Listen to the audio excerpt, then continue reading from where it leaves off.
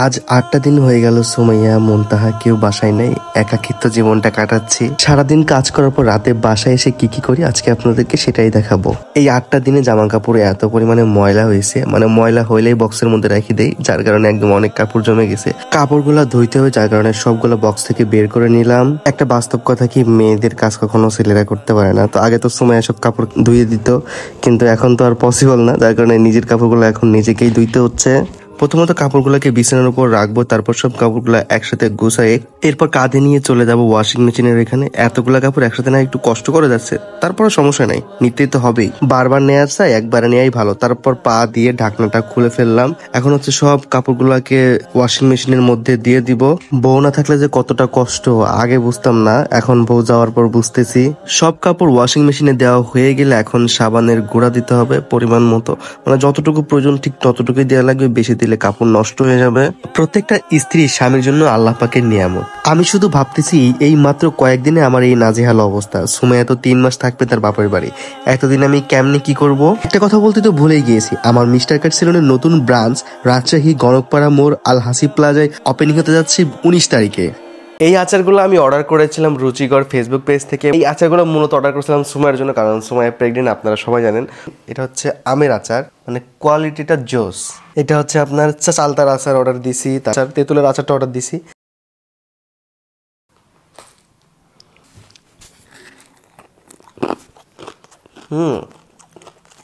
অসাধারণ।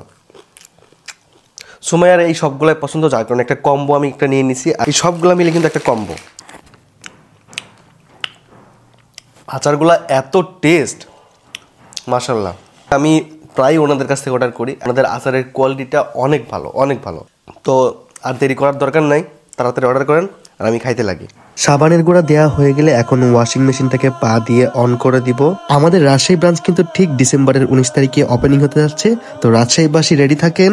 আমার মেয়েটা যদি বাসায় থাকতো পুরো বাসাটাকে মাতিয়ে রাখতো, কিন্তু এখন মেয়েও নাই বউও নাই, পুরা বাসা একদম খা খা করতেছে। আর আমার মেয়েটা সবসময় আমাকে এতটাই আদর করতো যে ওর আদরটাই বেশি বেশি মনে পড়তেছে, মনে হচ্ছে এখনই ওর কাছে ছুটে চলে যাই।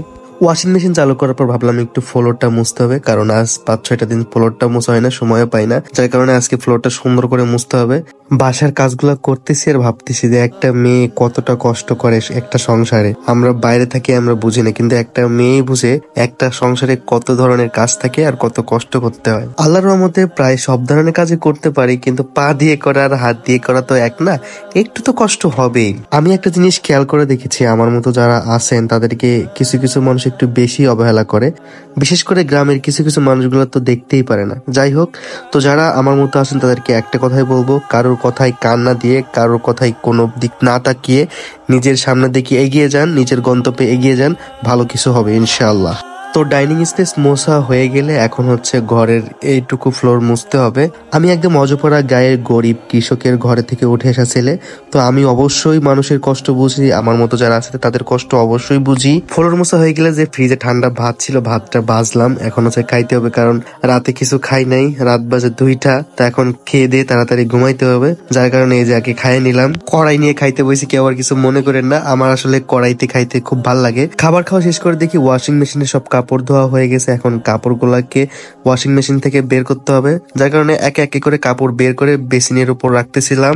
সব কাপড়গুলো ওয়াশিং মেশিন থেকে বের করার পর এখন নিয়ে যাব হচ্ছে কাপড়গুলা শুকানোর জন্য বেলকনিতে। ঠিক এইভাবে কাটছে আমার প্রতিদিনের সময়টা। আমার ভিডিওতে যদি কোনো ভুল হয়ে থাকে আমাকে ক্ষমা করে দেবেন। আর আজকের মতো ভিডিও এ পর্যন্তই। সবাই ভালো থাকবেন, আল্লাহ হাফেজ, আসসালামু আলাইকুম।